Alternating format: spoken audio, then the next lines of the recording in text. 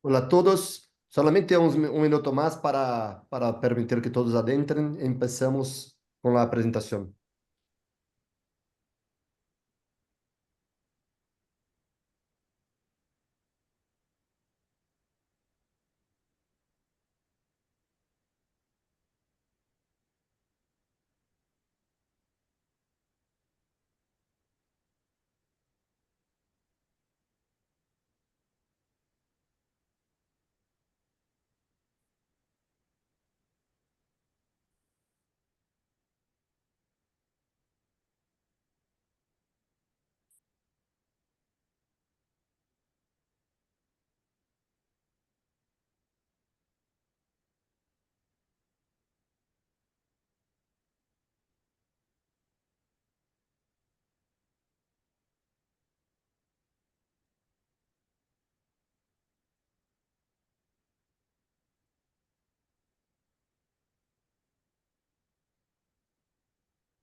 Bueno, buenas noches a todos. Ahora empezamos la 11ª encuentro de las sociedades de Trarma de América Latina. Mucho gusto encontrar muchos amigos acá para participar. Vamos hoy a hablar sobre fracturas de platillo tibial y fracturas de pilón, empezando por fracturas de platillo tibial con moderador Matías Beate. Bienvenido, Matías. Y los panelistas Robson Esteves de Brasil, Luis Ochoa de México, Eduardo Carrillo de Colombia, Matías de Argentina. Mucho gusto. Puedes seguir.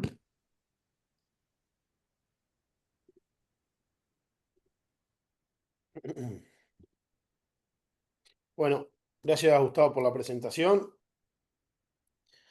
La idea es hablar un poquito de platillo tibial. Por suerte, bueno, como panelista tengo a dos grandes amigos, que es el doctor Robinson y Luisito Ochoa, y también a Eduardo Carrillo, que no nos conocemos personalmente, ya lo vamos a hacer, pero hemos hablado bastante por Instagram, con esta cercanía de las redes. Así que bueno, va a ser un placer estar con ellos en este caso y que son excelentes profesionales y saben muchísimo del tema para poder discutir el casito, ¿no? Es un paciente masculino de 38 años que tuvo un accidente de moto, tiene una lesión aislada de platillo tibial y la parte neurovascular está ok. Viene derivado de otro hospital y así es como lo recibimos nosotros. Bueno, más que nada me gustaría saber en este momento si pedirían algún otros estudios o esperarían un poco y cuál sería la conducta. No sé si quiere hablar alguno en particular.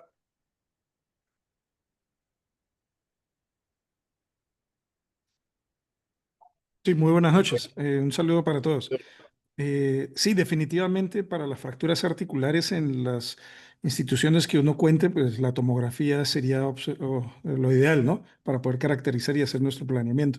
Pero pues el diagnóstico es claro en la radiografía, ojalá sin inmovilización de yeso y todo eso para poder ver muy bien los trazos, ¿no?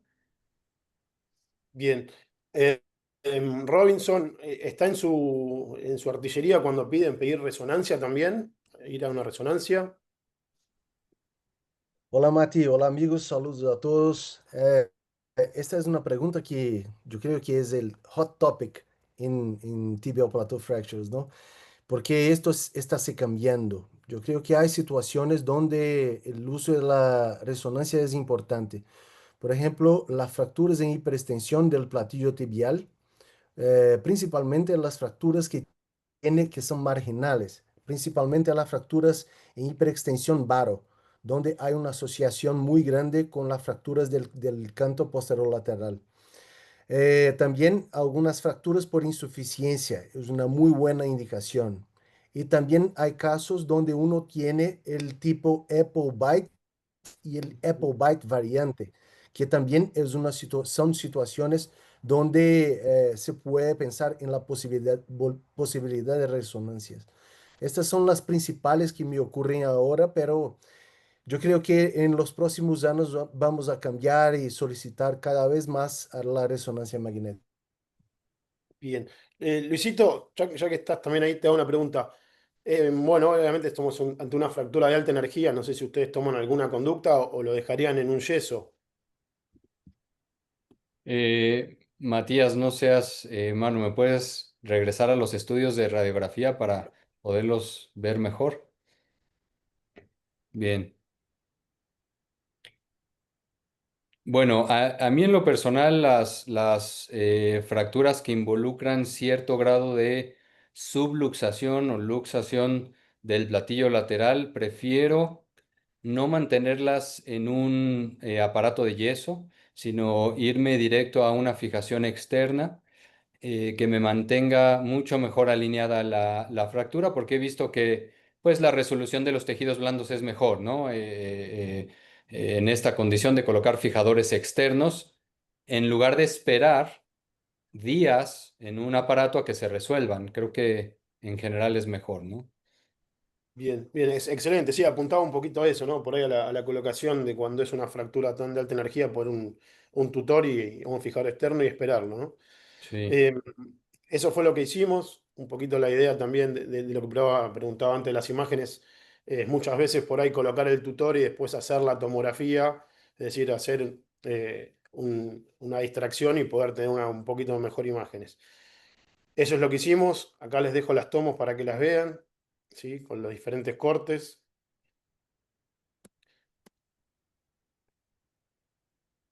Si quieren ver algo en particular o volver para atrás, me dicen. ¿Sí? Esos serían los tres cortes tomográficos. A este paciente no le hicieron reconstrucción 3D, que es obviamente algo que es clave para nosotros, sobre todo con supresión de lo que sería el fémur, pero bueno, es lo que tenemos para mostrárselo.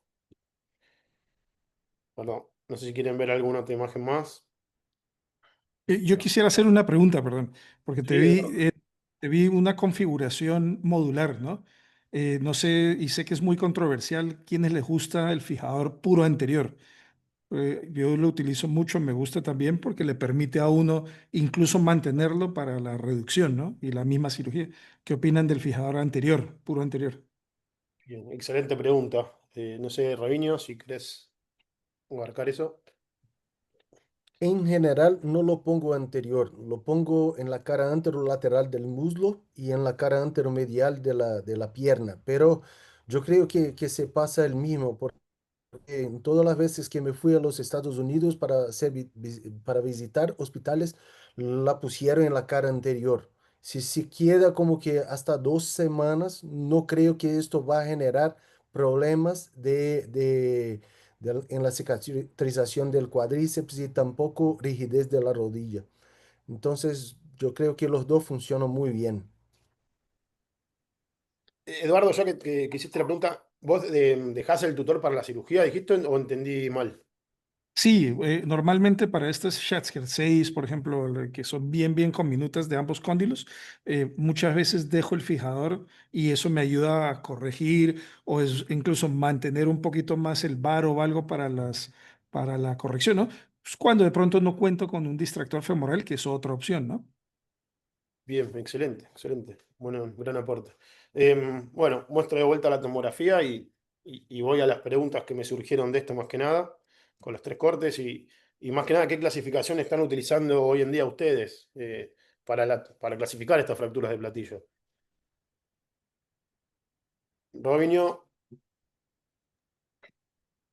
Yo creo que hay eh, posibilidades de utilizar clasificaciones distintas.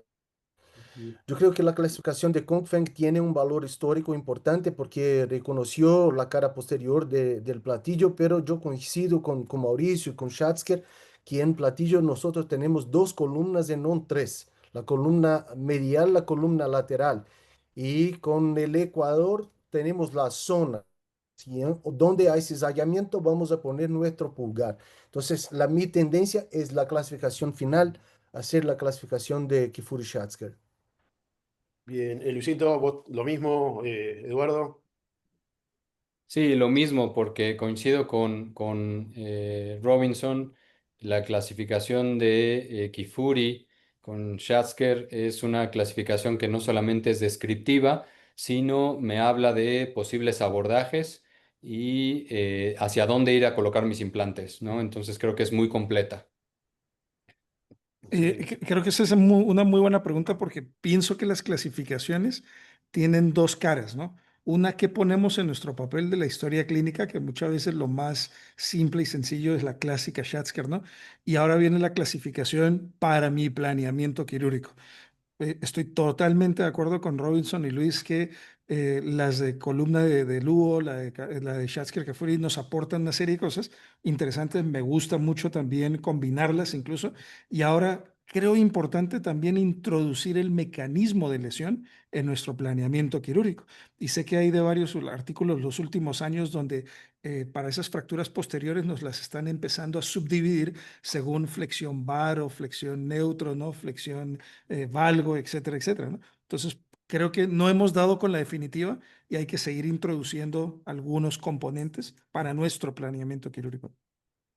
Bien, excelente, excelente. Creo que están todos de acuerdo por ahí los últimos años que haya entrado la tomografía, las clasificaciones es lo que nos cambia un poco todo, ¿no? Bueno, y en ese orden, viendo la fractura que teníamos, ¿cuál es el momento que ustedes elegirían para operar a este paciente? ¿Lo operan a los pocos días o esperan algo en particular?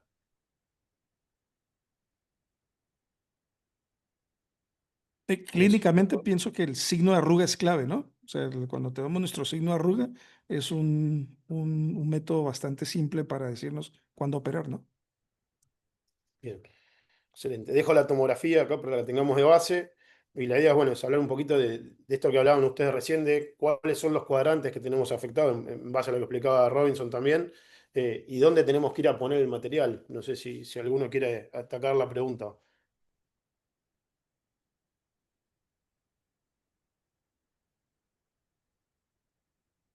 Robinson, por ahí.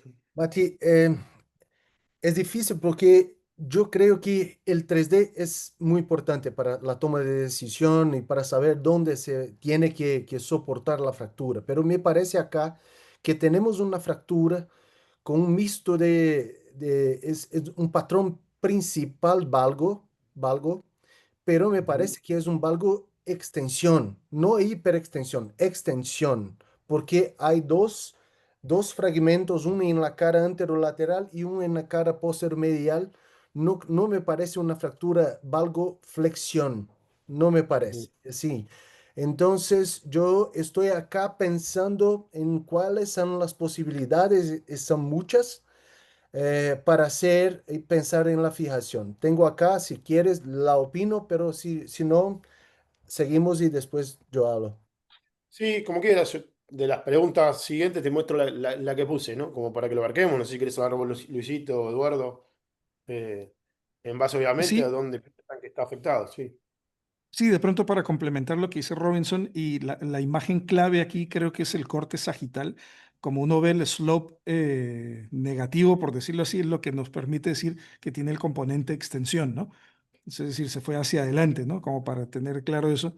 Y a veces uno puede confundirse si va en flexión o extensión, ¿no? Pero el corte ahí sagital es clave, ¿sí?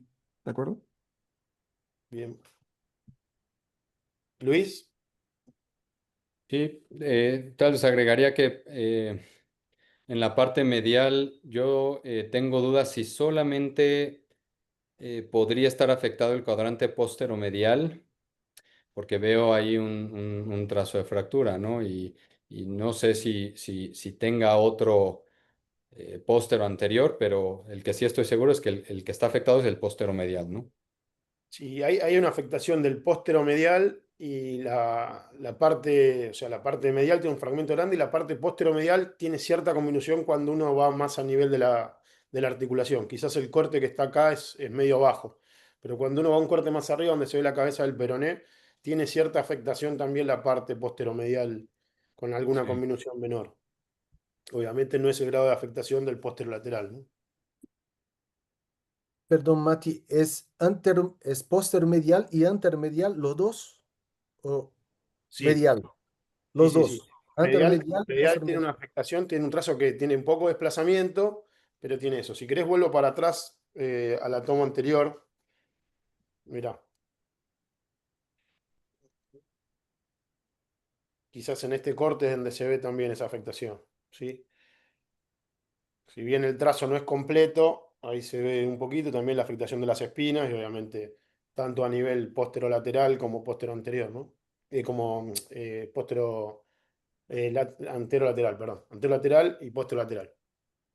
Matías, una pregunta. ¿Se cuenta con 3D? Que ese creo que es una de las ventajas de ver ese vértice donde uno quiere poner Este el pulgar, paciente ¿no? no tiene 3D, no tiene 3D.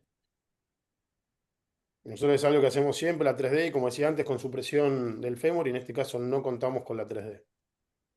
Vuelvo a donde estábamos recién. Bien, entonces, abordajes o posición que operaría el paciente, Robinson. Mira, todavía estoy con duda, pero pensando acá, yo creo que iría en prono, haría un abordaje posteromedial y Ujú. como no hay cizallamiento, no creo que hay cizallamiento anteromedial. Es una fractura que se llega hacia la cara anteromedial, pero no creo que sea necesario llegar y poner una placa anteromedial. Yo creo que haciendo una placa posteromedial es posible hacer la fijación del componente anteromedial. Haría también un abordaje de Frosch lateral extendido Ujú. con el paciente prono. ¿Por qué? Porque el componente posterolateral es complejo. Y a mí me gusta hacer cuando el componente posterolateral es complejo, yo prefiero hacer el frosh prono. Cuando el componente anterolateral es muy complejo y el posterolateral es sencillo, me voy con el paciente lateral. Pero para no cambiar el decúbito del paciente, me voy postermedial primero, después un frosh extendido, hago la reducción y doble fijación, posterolateral y anterolateral. Si no logro hacerlo, hago la osteotomía de la cabeza del peroné.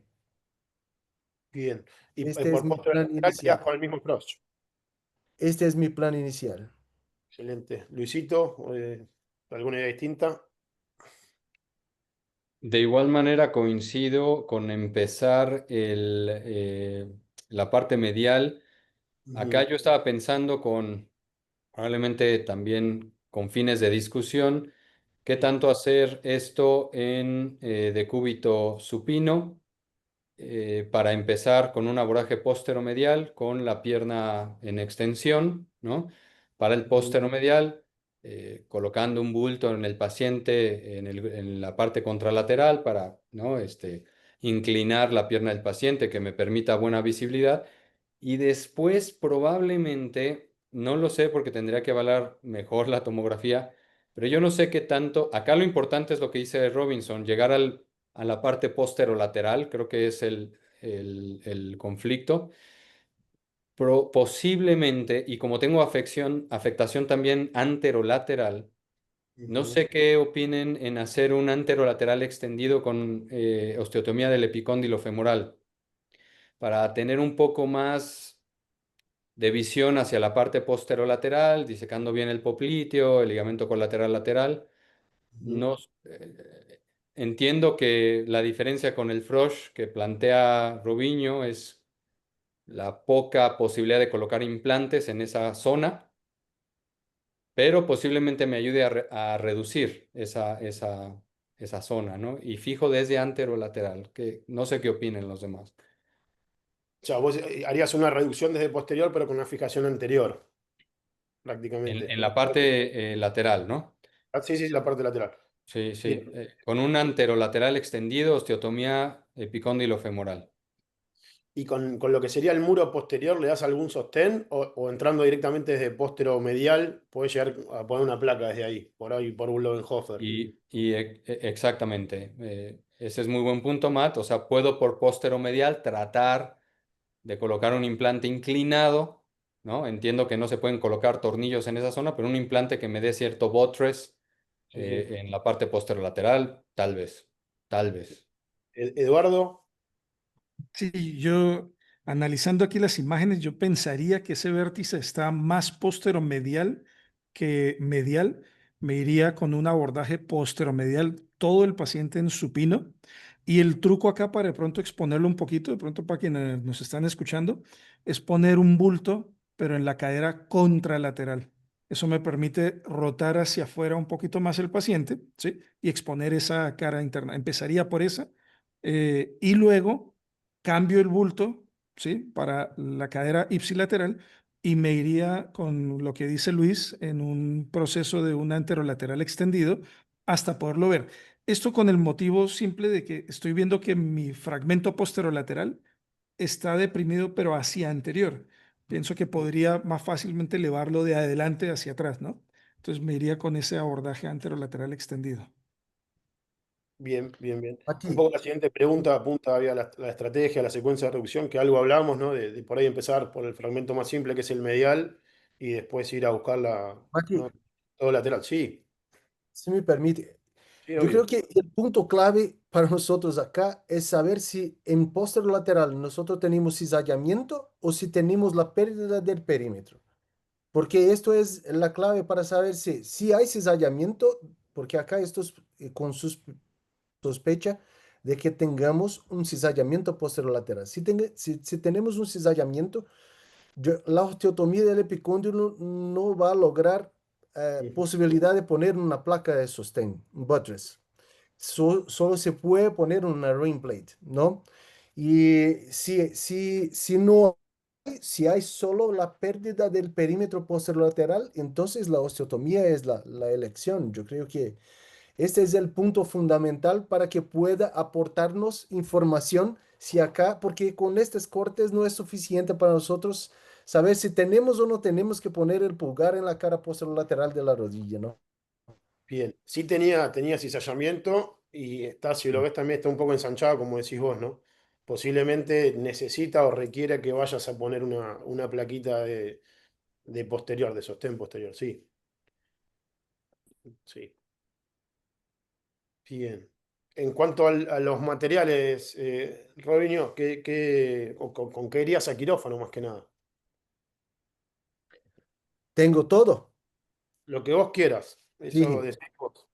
Siempre en platillos tibiales me voy con las placas convencionales, antero y postero, mediales, laterales y posterolateral no la tengo, pero utilizo el set de placas precontornadas, no sé cómo se habla en español, las premoldeadas, Sí, como, sí. como premoldeadas, bloqueadas, y también las placas de mini fragmentos. Siempre me voy con todo. Y acá una otra cosa más que estoy mirando es que hay una bución de la espina, ¿no? Entonces Ujú. pensaría también, dependiendo de cómo se lleva la reducción, hacer una fijación quizás Robin Hood desde la cara posterior hacia la espina para Bien. hacer la fijación anterógrada, ¿no? O retrógrada. Perfecto, perfecto. Luisito, ¿ustedes? Sí, de igual manera creo que hay que buscar darle un soporte a ese fragmento posteromedial y esto puede ser con una placa 3,5, ¿no? En esa zona. Y dependiendo si también la columna medial hacia anteromedial hay otro trazo, pues igual fijaría con una misma placa esa columna, ¿no? Y en la parte lateral y posterolateral, si sigo con mi idea de hacer un abordaje anterolateral extendido con osteotomía del epicóndilo, acá ya me cambió un poco porque yo pensé que había una conminución en la parte posterolateral y esto que decía Robinho es muy importante. Si tengo una conminución en esa zona, posiblemente eh, pues cambie el plan a si está cizallado, ¿no? Porque esa posibilidad de colocar un rim plate se ha ido, pero colocaría una placa de ángulo variable anterolateral anatómica haciendo obviamente un levantamiento de la superficie, colocando injerto, haciendo un rafting muy importante en esa zona por el hundimiento que se ve y nada más. Acá no sé qué tanto ustedes piensen que se pueda dar un sostén como un tipo, este tornillo de Yale, ¿no? O la técnica de Yale, Robinho, o Matías, Sí. Eduardo, ¿qué opinen? Desde anterior a posterior, ¿no? En la parte lateral, Yo particularmente lo veo demasiado con minuto el fragmento para poder para sostener. hacerlo, ¿no? Sí, sí. Sí, Em, sí, sí, Luis, yo creo, pienso que si uno logra la reducción, la técnica de encarcelamiento que dices de Yale, creo que es buena, pero hay que tener la reducción primero. Estoy Sí. totalmente de acuerdo en que si uno tiene todos los materiales, como todos los juguetes, incluso elementos como minifragmentos, sería espectacular. ¿Qué materiales no utilizaría en este tipo de fracturas?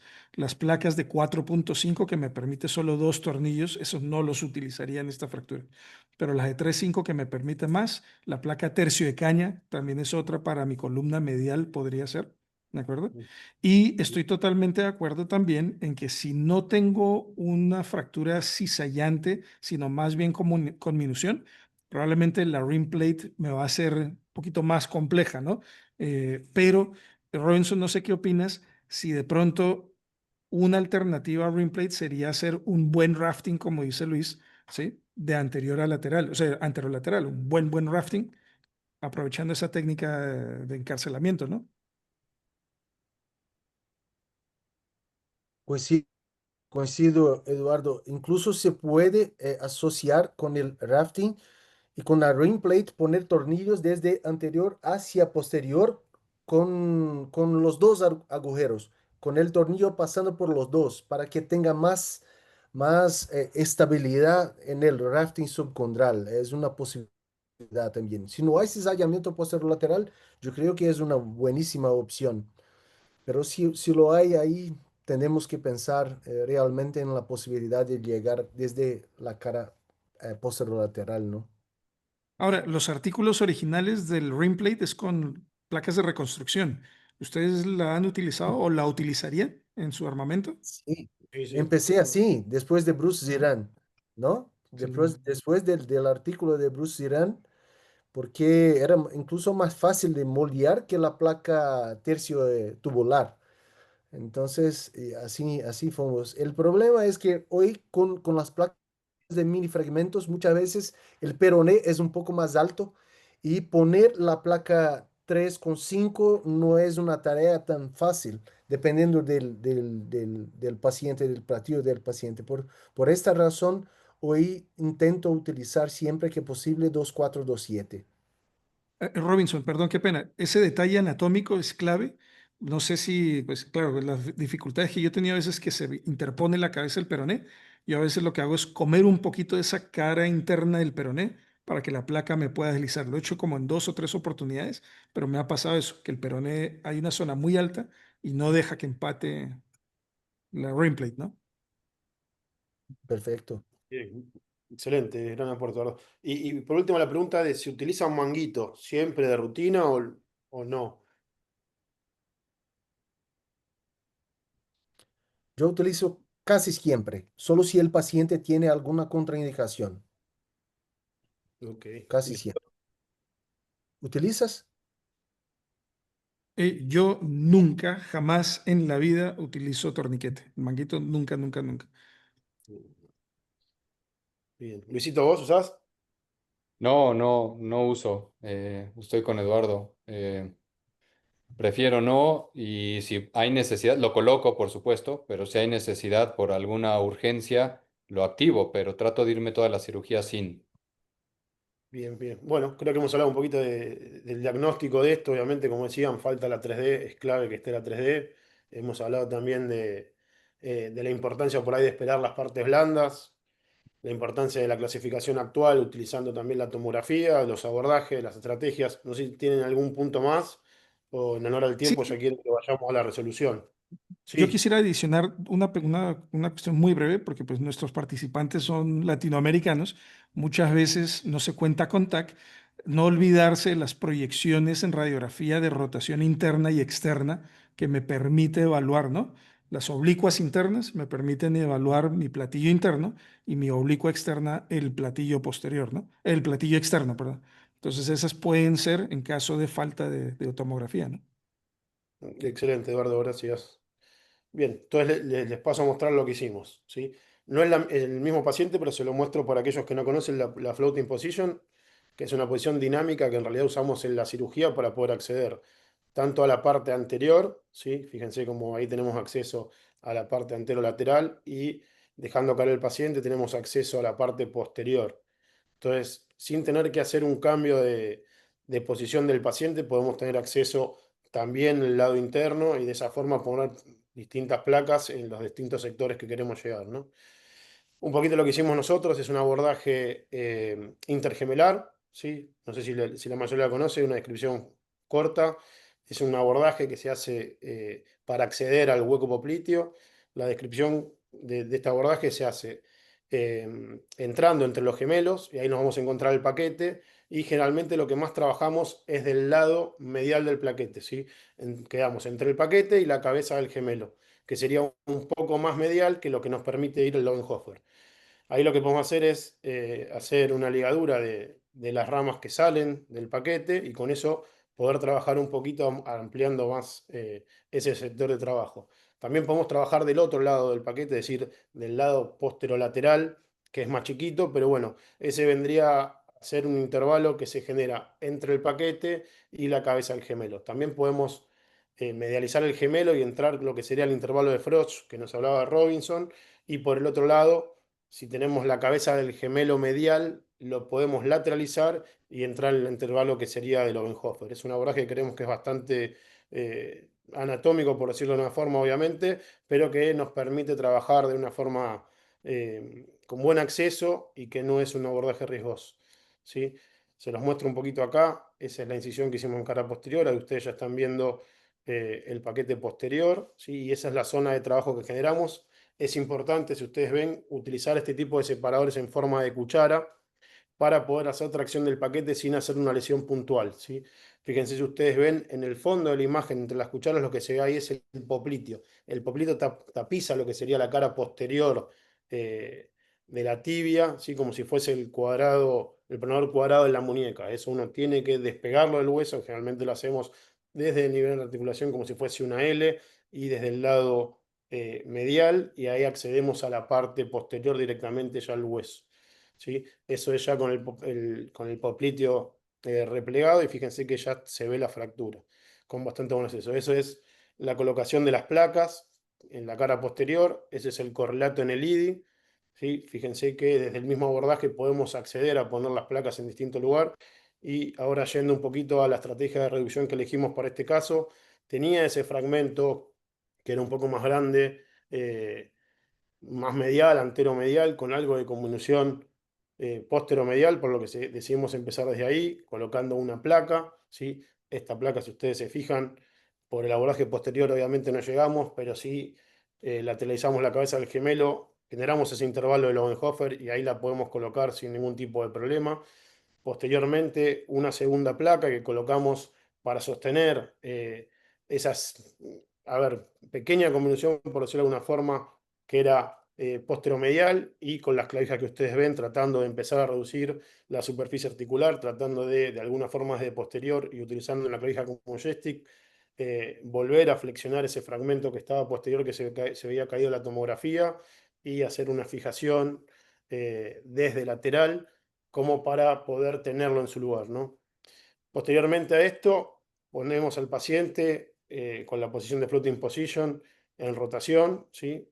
Para poder poner la placa, perdón, que me fui por otro lado, para poder poner esa placa desde antero lateral, sin tener todavía la colocación de la placa posterolateral para después poder volver a corregir esos fragmentos que levantamos de anterior y de posterior y hacer esa fijación, ¿sí? Y por último, obviamente la colocación de los tornillos, que ustedes ven ahí si ven las placas, y este es un pequeño video.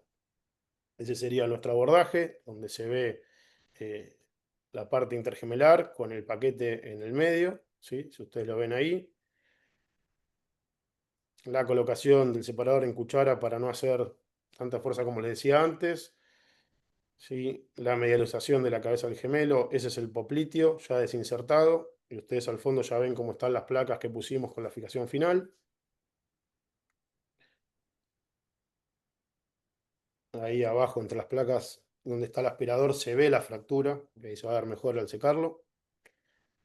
¿Sí? Y el sostén que logramos con las dos placas desde posterior, que estas son plaquitas en T de bajo perfil, rotando cómo podemos acceder a anterolateral para la colocación de la placa, una placa regional, y obviamente habiendo levantado el menisco poder ver la articulación. Y por otro lado, fíjense ahí, lateralizando la cabeza del gemelo, cómo tenemos acceso al intervalo de Lowenhofer, por donde pusimos la primera plaquita que yo les mostraba. ¿Sí? Este es el postoperatorio inmediato.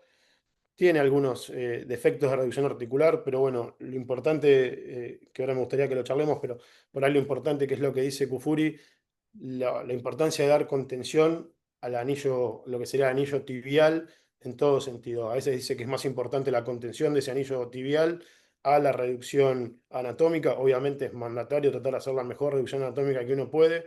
En estas fracturas con tanto hundimiento y combinación a veces no es lo ideal. La tomografía, ¿sí?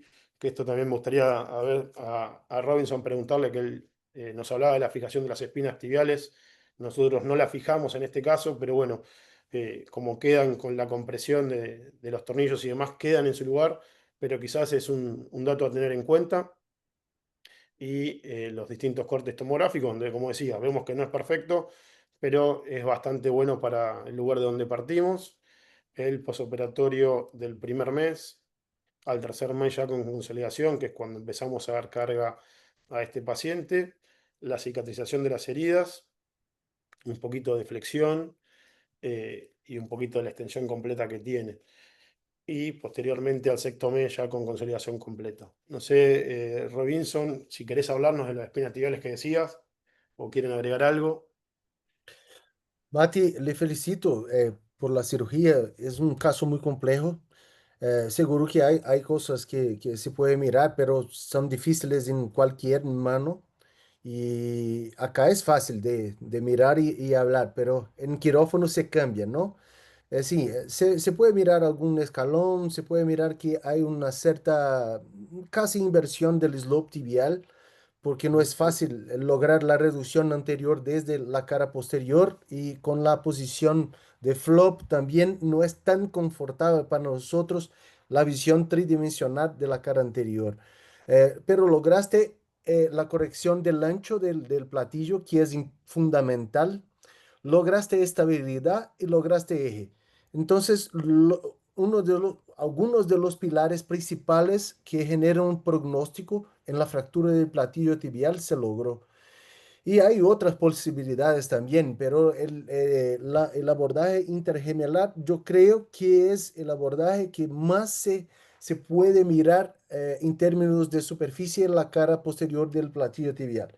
El problema es, si uno tiene una complicación vascular, es complejo. Yo creo que en tus manos de Miquel no tiene complicaciones vasculares, ¿no? Y tampoco utiliza un garrote ahí, ¿no? Torniquete, no se usa, ¿no? No usamos, sí. No, no usamos. Pero le felicito porque lograste un muy buen resultado. Bueno, muchas gracias. Te preguntaba lo de las espinas tibiales que vos dijiste que las fijarías. Sí, Por ahí ya habiendo llegado al momento donde tendrías que fijarle, por ahí sería lo último que harías. En este caso, ¿lo hubieses hecho o lo hubieses dejado así sí, también? sí, siempre que posible. Mm. Se parece una tarea difícil, pero no lo es. Se puede hacer desde la cara posterior o desde de la cara anterior y hacer la fijación tipo Robin Hood. Se puede como que un Kelly desde posterior o desde anterior. Esto depende del abordaje que está haciendo, pero una pinza, un clamp. Y entonces se baja la espina y se hace la fijación con tornillos de mini fragmentos, 2 4 2 7 1 2. Esto depende de cuán grande es el fragmento de la espina, pero me gusta mucho esta técnica. Excelente, excelente. Bueno, me gustan las críticas porque siempre suman, ¿no? Obviamente este es un caso complejo, pero tienen muchas críticas para hacerle. Eh, no sé si Luisito querés pegarle al caso, me encantaría, y Eduardo lo mismo. No, Mati, no hay manera de pegarle por ningún lado a este caso. Te felicito igual que Robinho. Lo único es que te pediría nos dieras tu retroalimentación ya que estuviste ahí. ¿Tú crees que lo que yo te proponía, por ejemplo, se hubiera logrado tú ya habiendo abordado esta fractura y viendo posiblemente un anterolateral extendido y un posteromedial colocando un implante así inclinado, hubiera sido muy difícil levantar esto desde estas zonas? Sí, yo creo que la complejidad que tenía la fractura, que quizás, bueno, en este caso al no estar la tomo 3D es un poco más difícil de apreciarlo, pero como decía Robinson, el mecanismo fue más que nada en extensión. Entonces tenía, si bien tenía el componente o sea, posterolateral, tenía un componente anterolateral, pero mucha Sí, conminución en el medio, que quizás eso es lo más difícil de tratar. Pero el muro posterior estaba roto. Entonces por eso es que nosotros decidimos ir a dar cierta contención a la pared posterior para poder empezar a armar de adelante, ¿no? Que fue un poco lo que buscamos. De hecho, fue cuando hicimos la reducción y enclavijamos, que sacamos esa angulación que tenía el fragmento, donde decidimos ir al abordaje anterior para poder, por lo menos, poner la plaquita esa anterolateral y sostener el fragmento anterior y tratar de llevar de posterior y lograr buscar la mejor reducción. claro. Obviamente, nuevamente, creo que la combinación que tenía sobre todo en el sector posterolateral, muchas veces es difícil de manejar, pero bueno, eh, a ver, el resultado final, el paciente todavía, esto ya lleva 2 años, el paciente está caminando bien, sin dolor, lo vimos hace poco.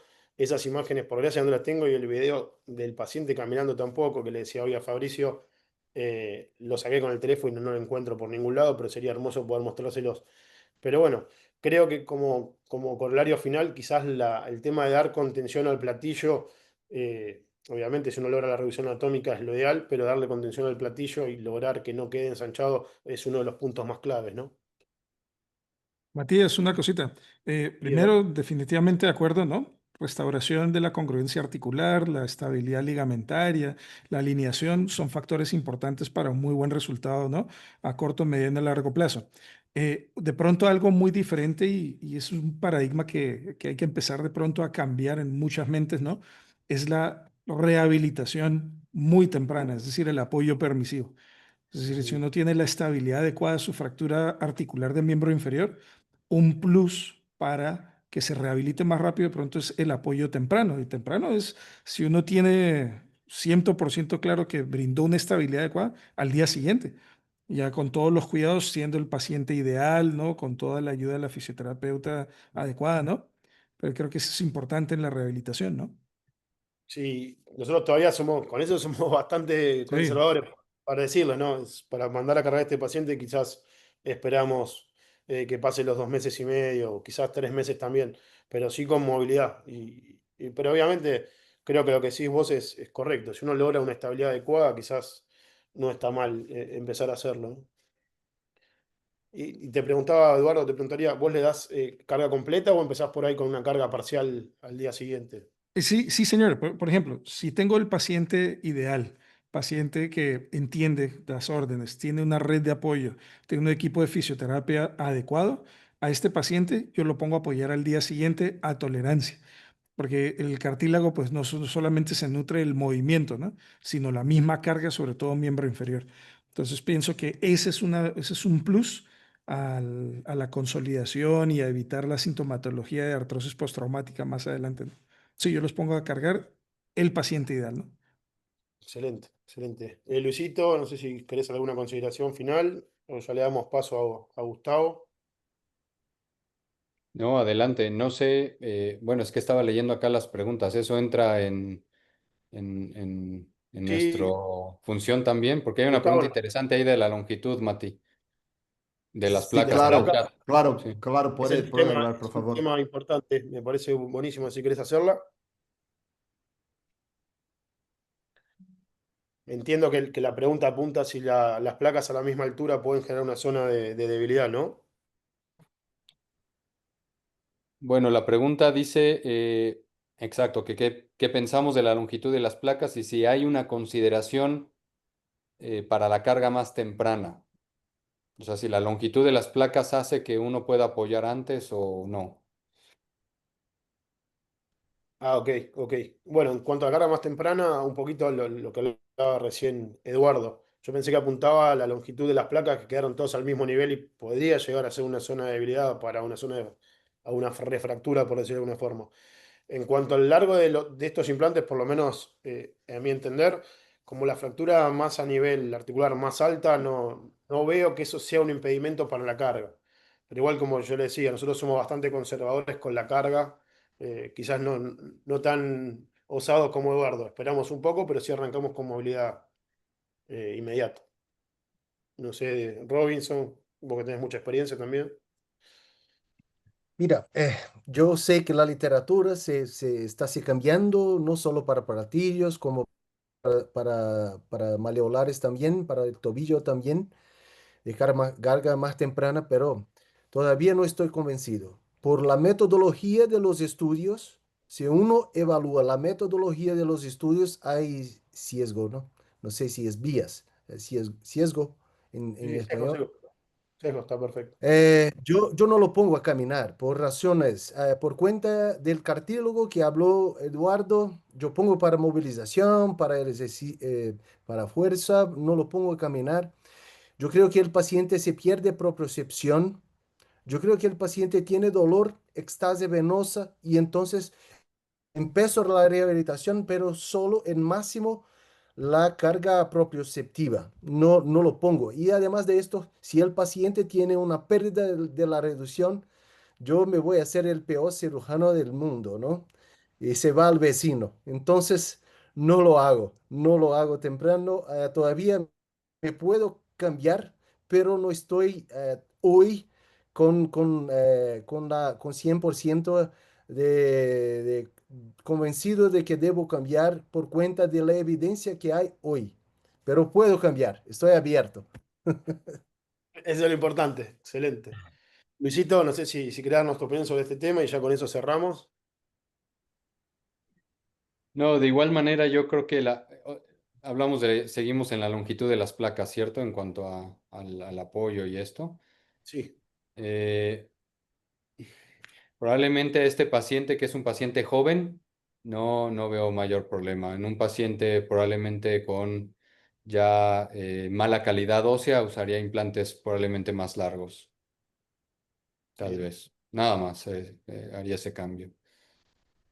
bien. No Sí, sé si quieren... Matías, Sí, sí, sí, Eduardo. el Perdón. artículo de Ludo de su protocolo para abordar los platillos tibiales y todo eso hace referencia a un tema que me gusta mucho, me llama mucho la atención y es el tema de la fijación primaria y secundaria, ¿no? Entonces él habla de la primaria para toda esa columna que es muy conminuta, donde pensaría de pronto yo en este caso la placa lateral un poco más larga, que sea la robusta, ¿no? La que me va a sostener toda esa zona que se comprimió. Y una fijación secundaria, una placa más pequeña, como las que pusiste ahí, para la medial. O sea, de pronto lo único, aunque pues pensaría que no va a haber ningún problema y tú ya mismo dijiste, el paciente ya está rehabilitado full. Entonces, para pensar en esa zona de estrés, en eso que quedan las mismas placas al mismo nivel, ¿no? Sí, sí, sí, sí. Quizás en la cirugía eso, en el fragor de la lucha, como dice uno, se pasó.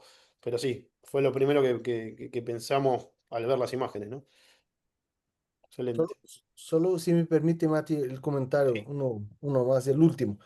Yo creo que la gente que no está tan acostumbrada a hacer abordajes posterolaterales, se puede mirar ahí, tu placa posterolateral es una placa un poco más larga, pero esto se Ujú, puede por cuenta de tu abordaje, que fue un abordaje intergemelar.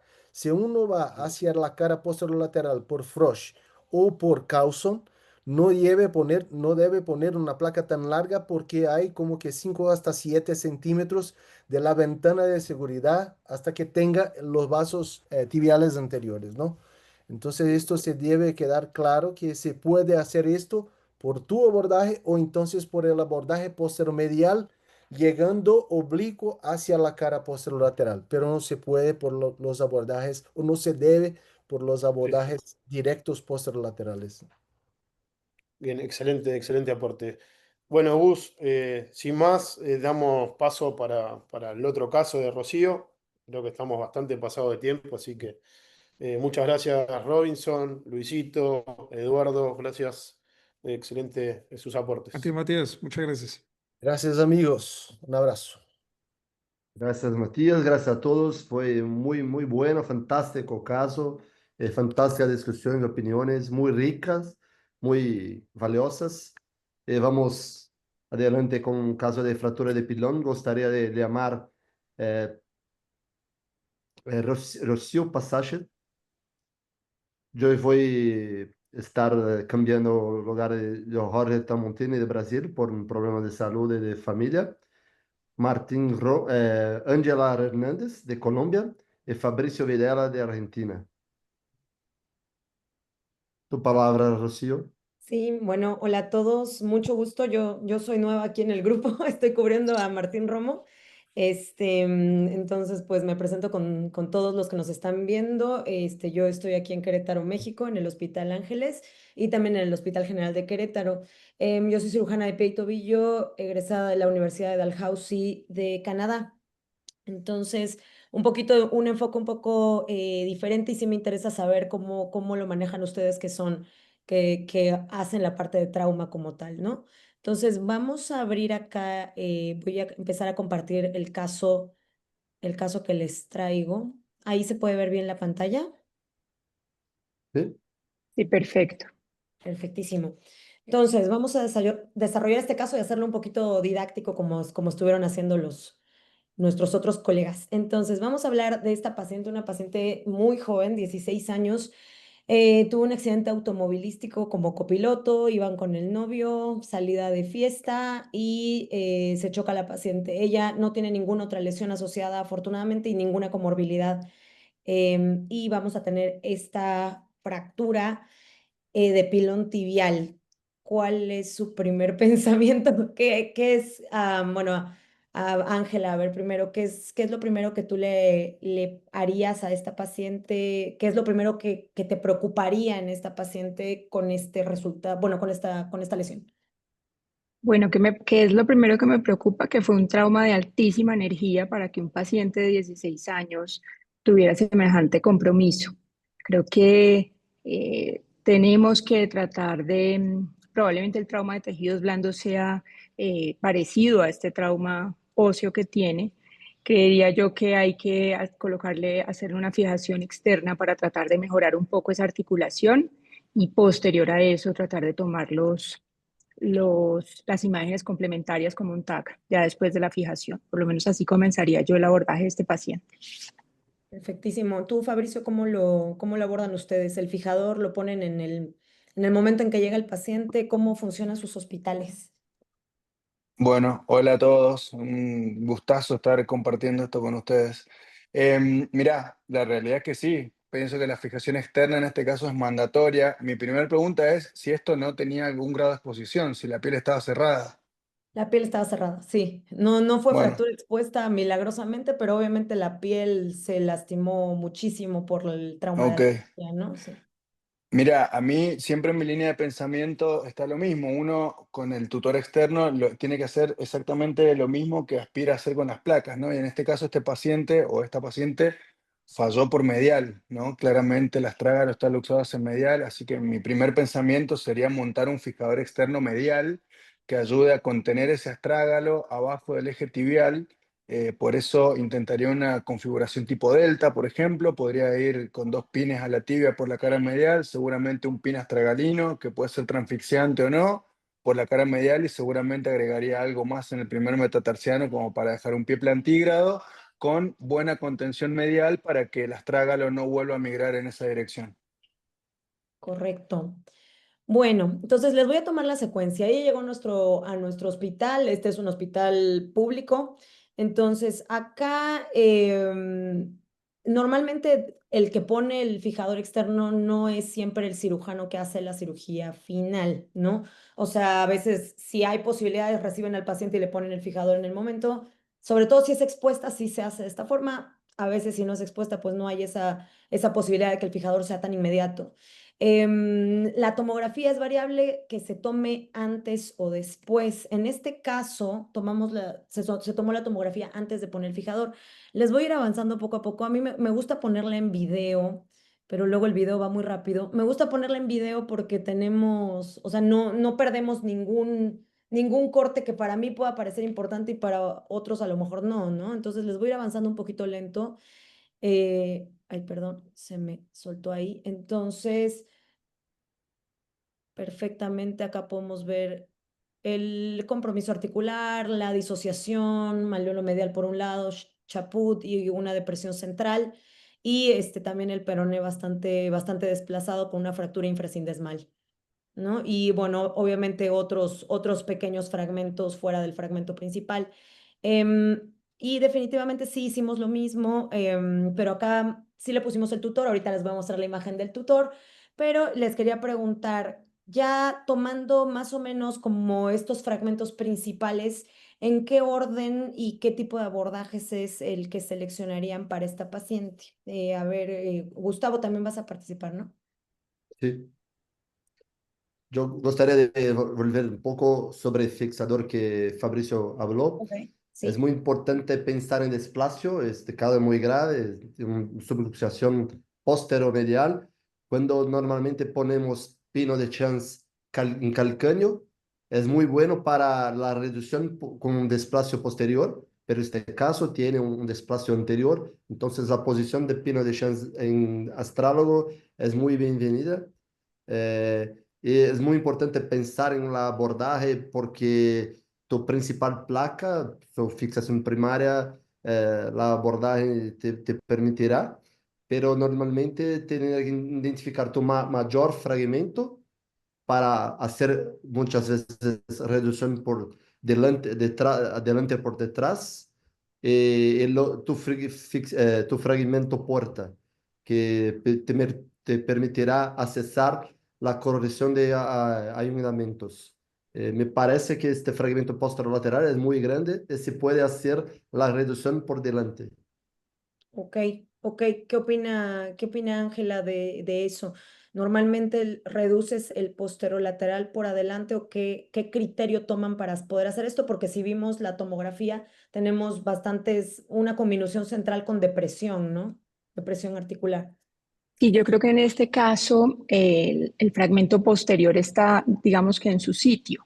Entonces ese nos serviría como un modelo para saber dónde va la altura articular y no lo abordaría, no le haría un abordaje posterior porque siento que anterior voy a desperiodizar bastante y si además por detrás quiero reducirlo, pues también tendría que hacerlo. Creo que ahí está en una posición que nos puede dejar como una huella para saber dónde va la superficie articular y trataría de no entrar sino anterior. Creo que la conminución, digamos que las tres columnas, la anterior, la medial y la lateral, que es el peroné, pues están comprometidas y a las tres hay que fijarlas.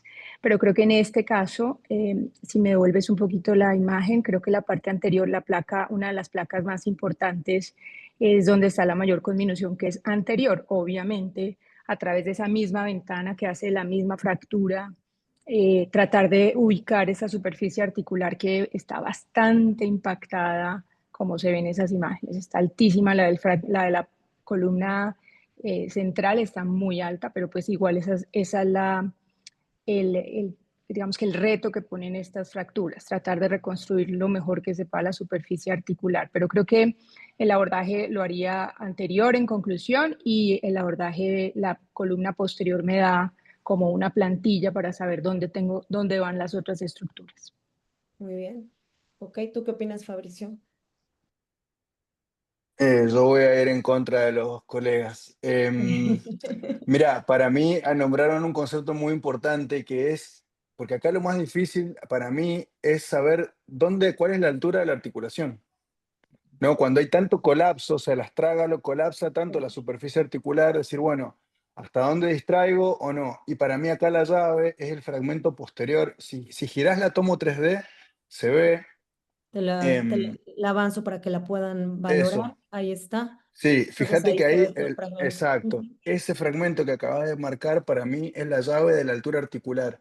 Entonces yo sí utilizaría un abordaje posterior acá, porque a mí lo que me da la posibilidad de que, esto yo a mí me gusta pensarlo como un platillo dado vuelta, ¿no? Debe ser porque tengo un poco más de experiencia con los platillos que con esto, pero me gusta ir a buscar esa espícula por donde salió la fuerza cizallante, que es, creo que en este caso, la única guía como para hacer algo anatómico, porque después todo el resto de las corticales tienen conminución, entonces yo utilizaría esa guía, iría a reducir anatómica, esa espícula por donde salió la fuerza, probablemente colocaría una placa anti-glide.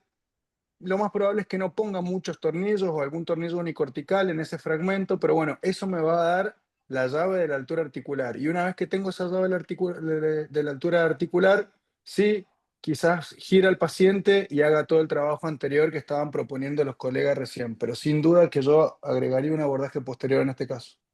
Ok, Fabricio, una posterolateral. pregunta. Posterolateral sería. Sí. Sí, correcto. A ver la pregunta de Ángela.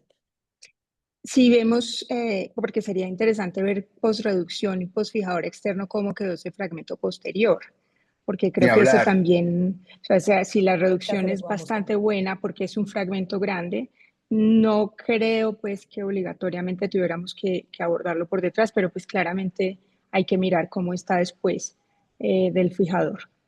Correcto. Bueno, Estoy vamos a totalmente de ver. acuerdo, Ángela. Pero bueno, dado lo que tenemos acá, que es este desplazamiento, a mí me parece que es la llave. De acuerdo. Yo estoy de acuerdo con Fabricio. O sea, la realidad es que em, yo lo veo como un tobillo muy complejo el pilón al final, ¿no? Y digo, ahorita la tendencia que tenemos es la fijación del malleolo posterior en fracturas de tobillo regular, no en pilones. Y en este caso, o sea, no veo por qué sea la diferencia. O sea, la realidad es que en estos maleolos posteriores, al final, con extensión metafisaria a diafisaria, que al final están desplazando todo el trazo de fractura, sí nos pueden guiar con la altura.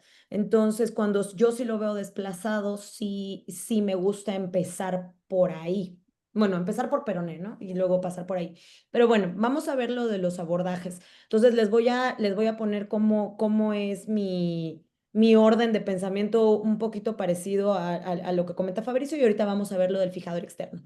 Entonces yo empiezo por peroné en casi la mayoría de los casos. En algunos casos empiezo primero por la parte posterior en el caso de hacer el 360 como yo veo a esta paciente. Entonces el segundo fragmento para mí sería el posterolateral, el tercero el medial y el cuarto el anterolateral, que correspondería a la abulsión de la parte del chaput, ¿no? Entonces, acá les estoy poniendo a un lado que yo empezaría por posterolateral para acceder a peroné y malleolo posterior, o sea, hablamos fragmentos 1 y 2, y un abordaje anterior, completamente anterior, no anteromedial ni anterolateral. Con este abordaje anterior yo accedo a ambos lados, entonces ahí yo correspondería al 4, al 4 y al 3. Y normalmente para fijar, bueno, ahorita les voy a mostrar de qué tan largo usamos la placa para poder hacer un abordaje un poquito más pequeñito para poder deslizar la placa. Pero bueno, acá les voy a mostrar cómo quedó el fijador. Lamentablemente perdimos un poquillo, bueno, como le digo, yo no lo coloqué, entonces ya así vi a la paciente al día siguiente de cómo había llegado. Y con este resultado cambiarían la decisión que estaban tomando inicialmente o recolocarían el fijador. Es importante lograr un ligamento taxia muy buena para se traccionar, para se permitir mejorar las partes blandas. Cuando hacen un fixador no se tiene una buena tracción, se puede lograr muy tiempo para mejorar las partes blandas. Yo concordo con ustedes en buena parte, pero yo abordaré los fragmentos posterolateral, que na verdad es un fragmento posterior, por un mini abordaje posteromedial, solamente para accesar la espícula proximal, para tener una referencia de altura de pilón. No Ok, sería una vía posterior en posición prona. ok. Estoy en esa misma línea, Guga, ¿eh? Me parece que la clave es encajar esa espícula donde va en la diáfisis, que eso es lo que nos va a dar Bajar la la altura. superficie, ¿no? Una Y Exacto. placa también pequeña, bajar una la placa Sí, superficie pequeña. señor. posterior. Una placa Ujú. pequeña, pero respondiendo tu pregunta, Rocío, sobre el fijador, yo creo que sí, yo creo Sí, que este paciente lamentablemente tiene que volver al quirófano. Por más que ya tenga su fijador y demás, si yo al otro día me lo encuentro así, creo que tiene que volver al quirófano porque lo que dijo Guga es muy importante. Eh, porque si bien ya tiene el tutor y hay algo de distracción, me parece a mí que no es suficiente distracción como para permitir una correcta recuperación de los tejidos blandos, que al fin y al cabo yo creo que es lo que va a guiar el momento para hacer cada cosa. Así que sin tejidos blandos no tenemos nada. Por eso en mi línea de pensamiento, este paciente tiene que volver al quirófano para mejorar la distracción y en caso de que con este tutor no sea suficiente, por ahí aumentar alguna barra o algo como para mantener esa superficie articular distraída. un poquito más distraída. Normalmente, ¿cuánto esperan o cuánto es lo máximo que esperarían para recuperación de tejidos blandos si los tejidos blandos van lentos? A ver, Gustavo. ¿O no tienes límite? ¿Esperas a que la piel esté perfectísima, no importa que haya pasado más de un mes? No, yo soy ansioso. Yo no Yo tengo también, tanto. por eso te pregunto. ah, pero ya pagué muy caro por esto. Normalmente yo intento esperar 1, 2 semanas no más que esto porque yo creo que es muy 3 semanas como algunas personas se pueden esperar.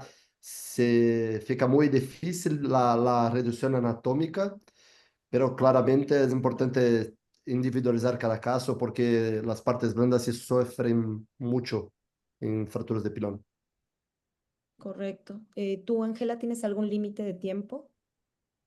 Yo creo que sí, lo ideal son las 2 o 3 primeras semanas como para poder uno movilizar con mayor facilidad todos los fragmentos y lograr una reducción adecuada, pero em, creo que este fijador, así como está, nos va a demorar un poco más. Creo que hay que reacomodarlo porque pues una inadecuada tracción y ligamentotaxis pues nos va a demorar todo un poco más y nos va a, creo que a dificultar un poquitico. Entonces creo que sí, cuando los tejidos blandos lo permitan, poderlo fijar definitivamente, pero lo ideal, 2 a 3 semanas. 2 a 3 semanas. ¿Y tú, Fabricio? Igual. La verdad no tengo un límite claro de O tiempo. sea, no importa que pase, si el paciente se queda 4 o 5 semanas, lo esperas y ya después trabajas con el callo. Sí, yo prefiero esperar a que las partes blandas estén en buena condición. No tengo un número, te vuelvo a repetir, Rocío. Ujú.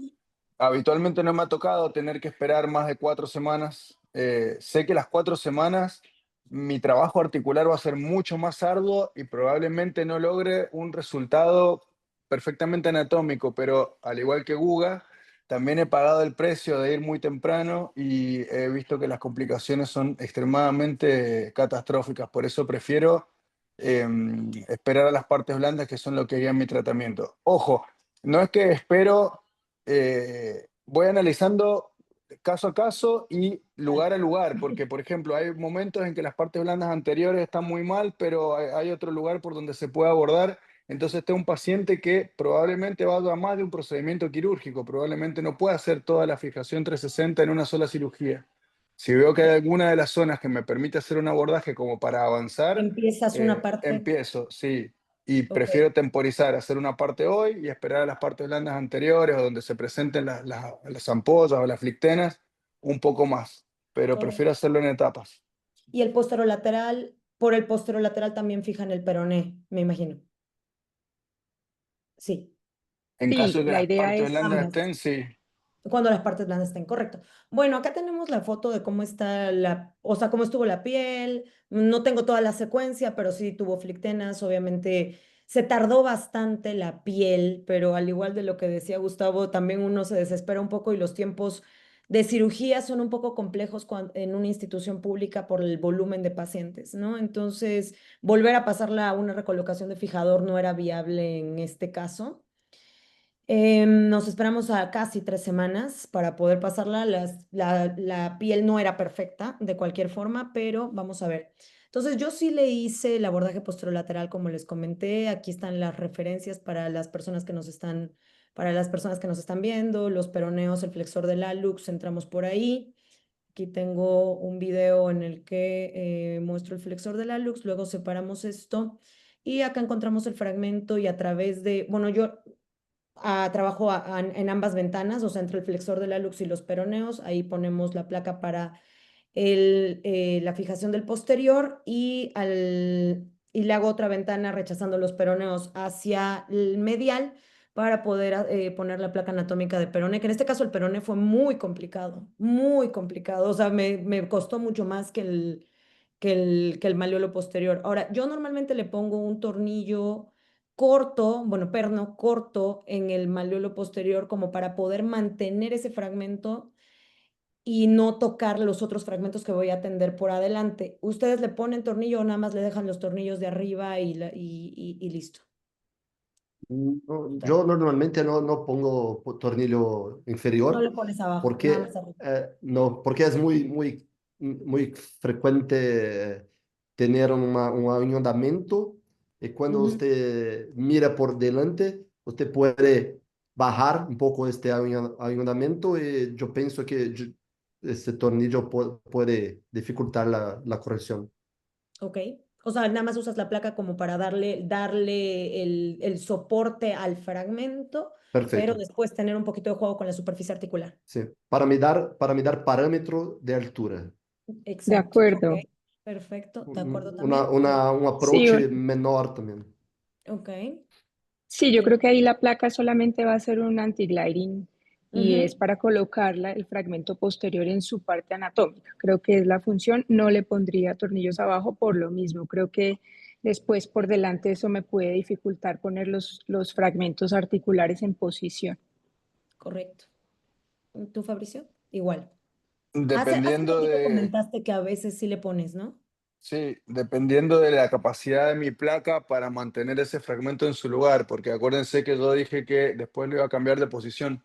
Así que si esa placa no es suficiente para mantener ese fragmento en posición y soportar sobre todo el cambio de cúbito y demás, a veces sí pongo tornillos en el segmento distal. Lo que sí veo que acá usaste una placa 4.5, ¿correcto? No, es 3-5. Ah, 3.5. Bueno, 3-5. yo, A veces yo uso quería dos hacer también. un comentario sobre eso, que de a poco hemos ido abandonando los sistemas 3.5 y también los sistemas anatómicos para pasarnos a placas de menos perfil. Por este tema también que decía Guga, ¿no? Que la fijación acá hay que tratar de ser muy cuidadoso de no entorpecer el próximo paso. Entonces los tornillos más pequeños me parece que son un poco más beneficiosos con este tema. Sí, no, estoy de acuerdo, completamente de acuerdo. De hecho, no nos va a alcanzar el tiempo de ver el otro caso, pero en ese sí le puse una placa más pequeña. Acá sí estamos muy sujetos al presupuesto Al hospitalario, sistema. lamentablemente. En algunas cosas hay flexibilidad, en otras cosas no. Tenemos placas de 2.8, pero algunas son muy cortas y los tornillos son muy cortos y no logran hacer el objetivo que yo necesito. Entonces, en ese caso, pues tengo que escoger, ¿no? Y Rocío, nosotros estamos muy cómodos porque estamos en posición muy fácil. Ahora para hablar, para criticar es muy fácil. Sabemos todos que durante la cirugía tenemos dificultad de material. A veces tomamos decisiones que gostaríamos de cambiar después. No Exacto. estoy haciendo una crítica, muy pelo contrario, pero es muy importante todos hablar lo que pienso, porque ahora es muy importante para aprendernos empezar a hacer en nuestros nuevos casos también. Pero Correcto. estás muy bueno.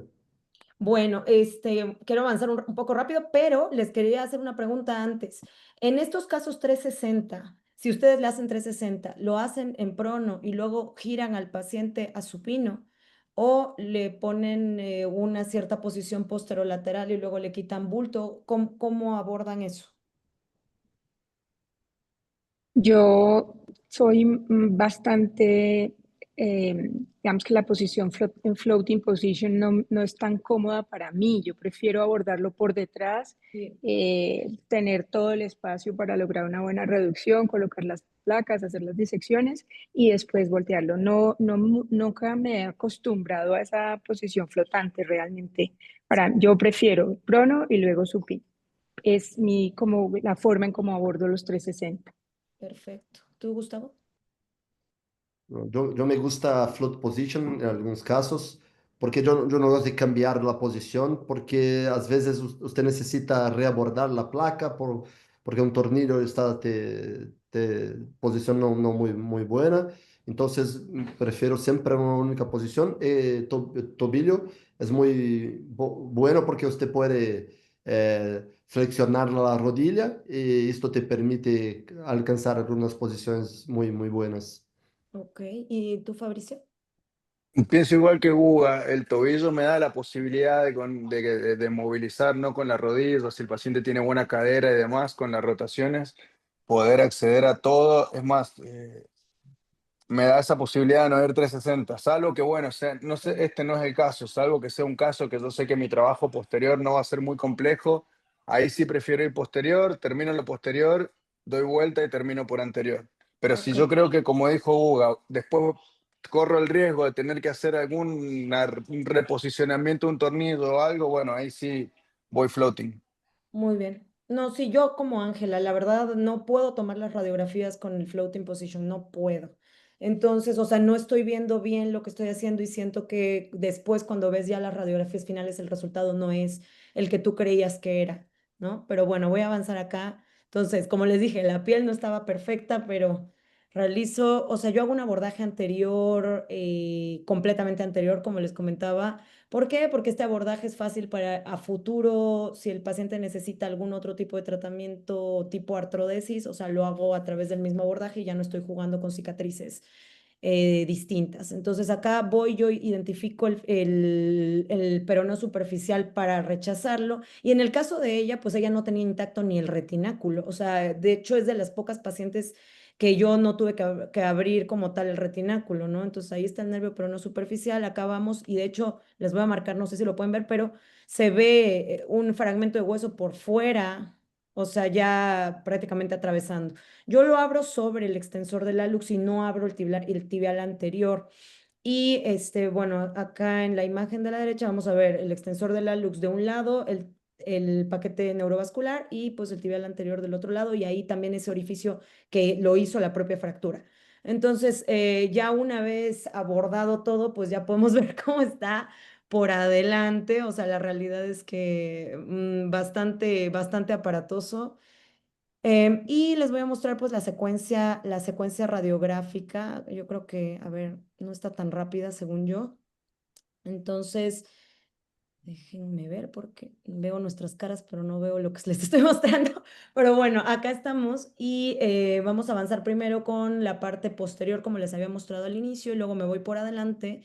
Acá yo les pongo una placa, bueno, primero con los tornillos voy manteniendo la superficie articular y deslizo una placa medial. Esta placa medial que deslizo, yo le hago un abordaje MIPO arriba para nada más ponerle los tornillos proximales, pero normalmente mi placa medial es la placa más larga, o sea, que sobrepasa el fragmento, y ya la otra placa la pongo mucho más cortita.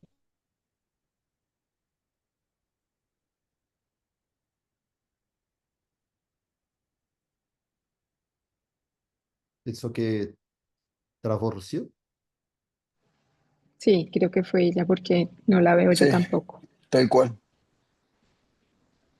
Bueno, Guga, si querés podemos seguir nosotros con esto que tenemos acá. ¿Qué opinas de esta ¿Sí? fijación? ¿Volviste, Rocío? Rocío Volver. Ahí Me, está, me regreso al final, es que les voy a mostrar ya al final. dale. ¿O quieres? Mira, este es el movimiento y les voy a mostrar. Nada más hago yo un cierre retinacular. En todos mis pacientes hago cierre de retináculo. Esto me ha ayudado un poco a evitar las exposiciones. Bueno, siempre hay, o sea, este abordaje siempre tiene muchos riesgos, pero O sea, la realidad es que esto disminuye considerablemente el hecho de que pueda haber alguna dehiscencia en esa zona. Esta es la curación del día siguiente, es que no tengo el cierre de ese día y acá está el resultado. Ahora sí, si quieren darme sus opiniones críticas.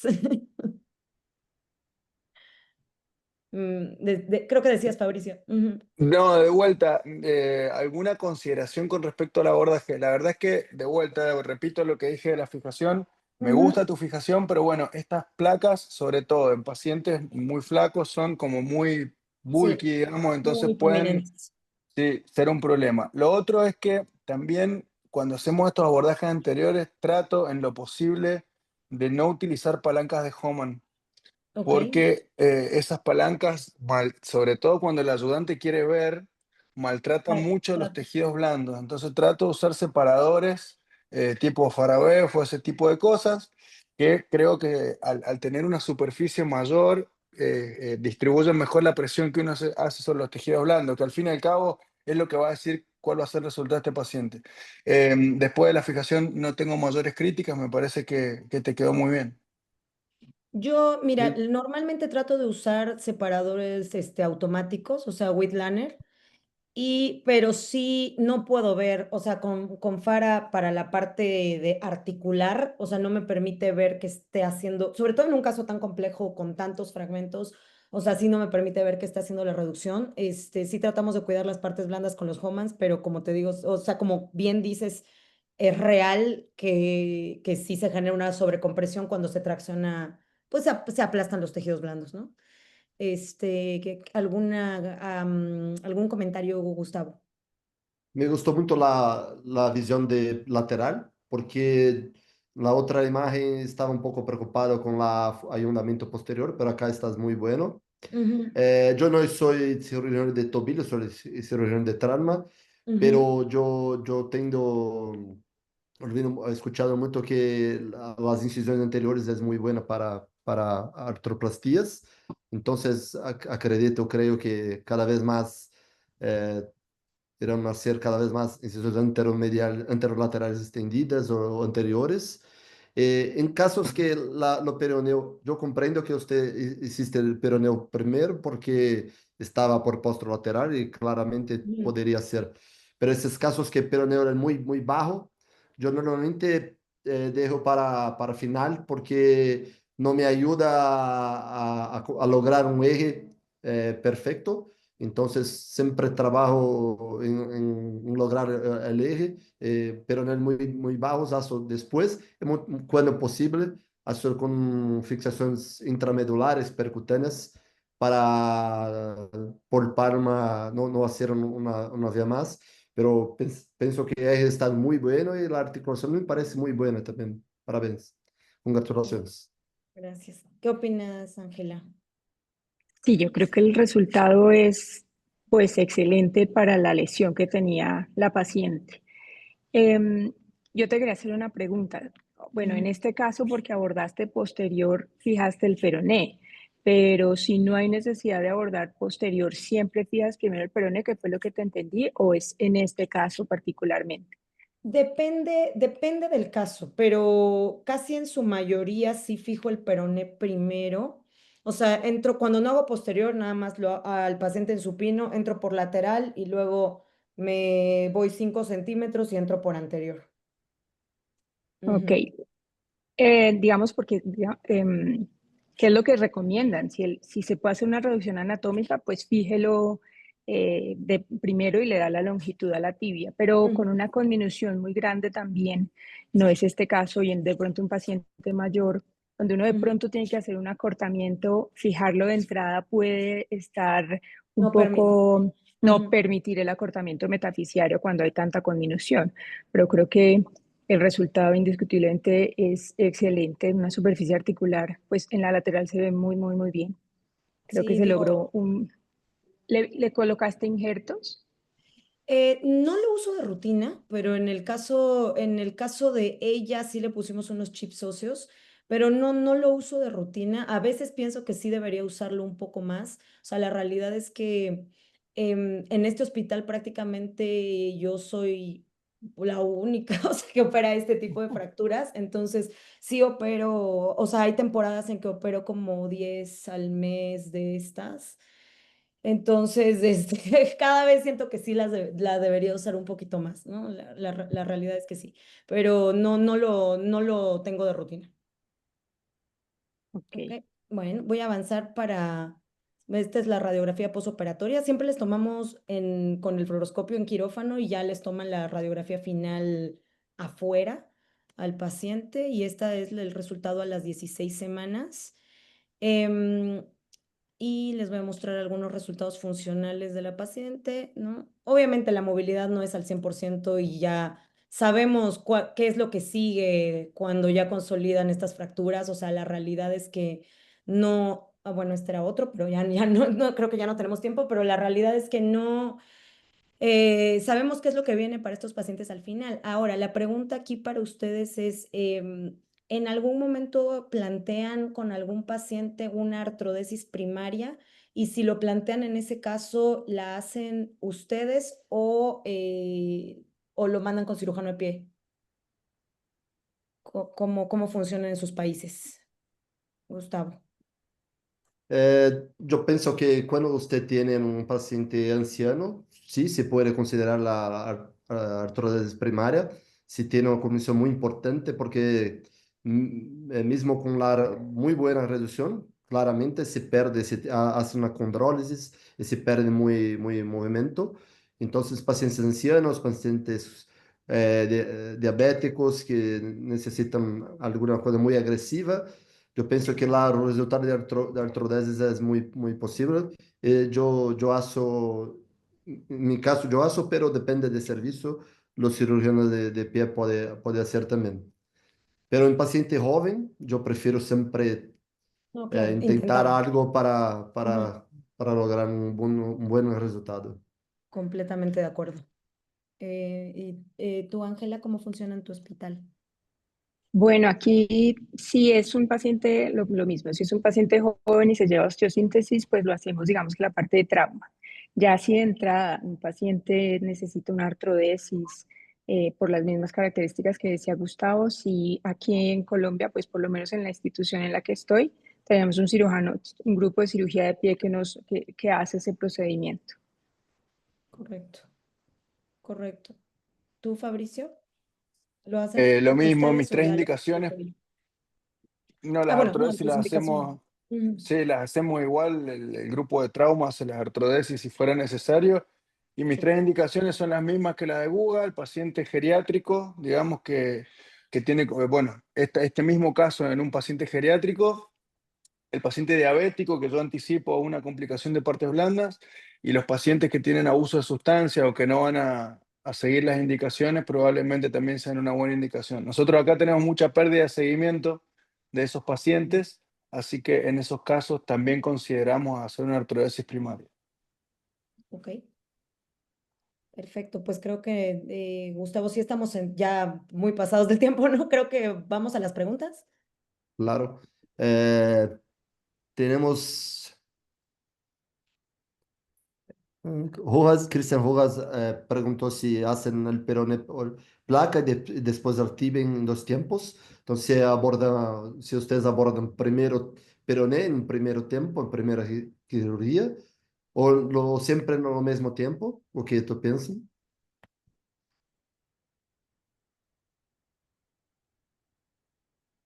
Rocío, ¿o qué tú piensas? El, ¿Siempre el, abordan el el, mismo tiempo? ¿Te refieres a el peroné en el momento en que pones el fijador o el peroné en el momento ya de la osteosíntesis?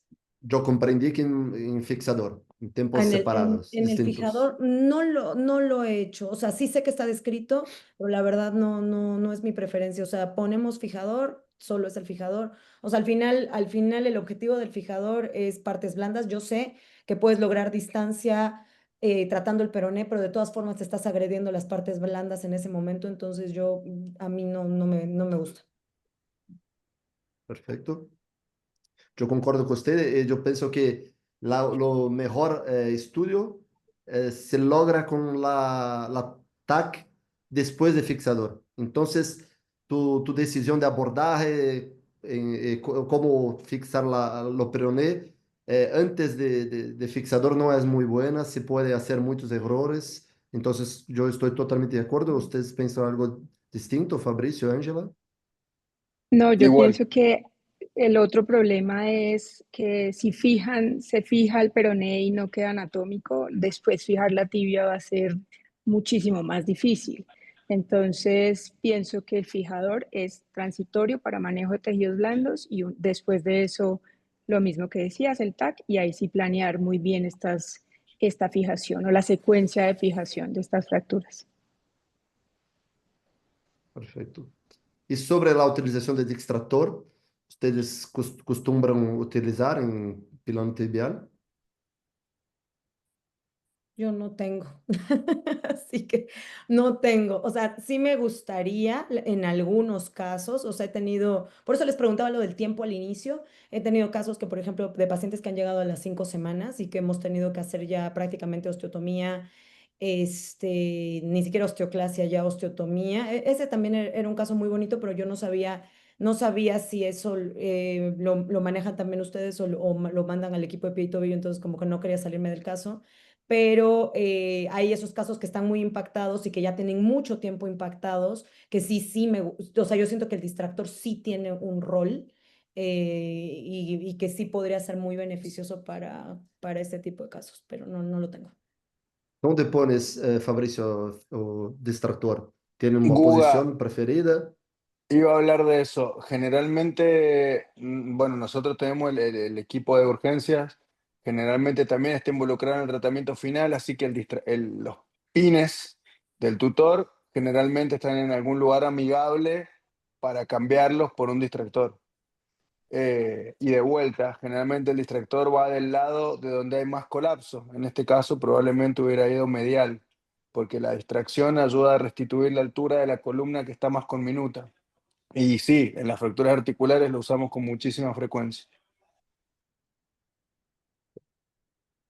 Tenemos más dos preguntas. Una sobre si ustedes consideran el tratamiento definitivo en casos complejos, C2 o C3, con fixador como saco de huesos.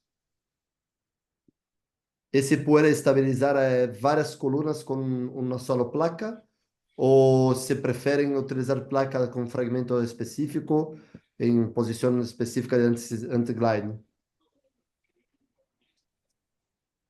Yo creo que voy a comenzar con la primera pregunta. Si uno lo puede hacer con una fijación, sacrifique un poco la reducción articular, pero manténgalo alineado y prepárelo a futuro para lo que va a hacer después, que va a necesitar una artroplastia o algo, pero más que la superficie articular, y eso pasa ahorita también en los platillos tibiales, ya no es tan, obviamente tenemos que intentarlo lo más anatómico posible, pero si uno logra mantener una alineación en ambos planos, lo prepara para lo que viene, que seguramente va a necesitar. Y en cuanto a la segunda, creo que cada columna hay que abordarla en forma independiente y con placas independientes. Creo que una sola placa o puede ser muy robusta para un tejido, de pronto una extremidad muy delgada, y en este momento, pues con todas las posibilidades de placas de minifragmentos, uno puede armar muy bien cada una de las columnas abordándola independientemente. Por lo menos así lo hacemos acá. Lucia, si tú quieres Yo, cerrar tu caso, sí, no, mira, del fijador, también responder estas por preguntas, o sea, el favor. fijador como saco de huesos, normalmente no lo utilizamos, pero depende mucho del caso, o sea, individualizar el caso de un paciente, o sea, un paciente diabético descontrolado, como están poniendo acá también, si el paciente tiene diabetes o insuficiencia vascular, o sea, creo que aquí cambia completamente la decisión. De hecho, ahorita, o sea, en los seminarios nosotros de pie y tobillo estamos viendo mucho el uso de clavo como fijación interna en pacientes neuropáticos sin trabajo de articulaciones. Entonces, eso yo lo trabajo mucho porque sí tenemos pacientes con 400 de glucosa y hemoglobina glucosilada arriba de 14, ¿no? Entonces, o sea, en ese caso sí hay que cuidar bastante que no es un paciente que tiene que ser abordado de la misma manera que el resto de pacientes.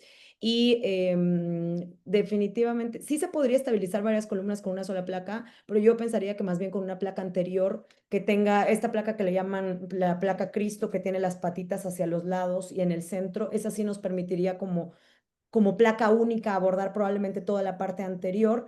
De cualquier forma, o sea, en esta paciente sí, si yo tuviera el acceso a esa placa anterior, sí lo hubiera utilizado, pero de todas formas sí le hubiera puesto una placa atrás. O sea, hubiera usado dos. Ujú. Y bueno, o sea, realmente lo que yo quería era poner sobre la mesa el tema de abordaje 360, ¿no? Entonces, por eso les traje este caso y también me parece muy interesante la perspectiva de todos los países porque cada uno bueno, tenemos muchas cosas en común y también cada uno tiene algunas cosas que aportar distintas, ¿no? Entonces, creo que está bastante interesante. Perfecto. Si te quieres hablar un mensaje final, fique à vontade, por favor.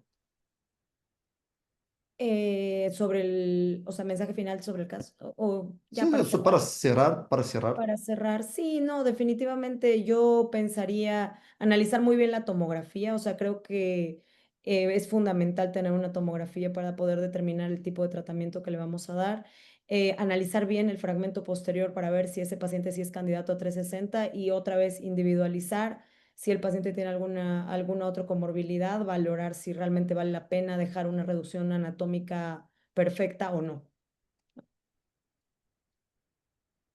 Y pues muchas gracias a todos. Muchas Ujú. gracias. Rocío fue muy gentil.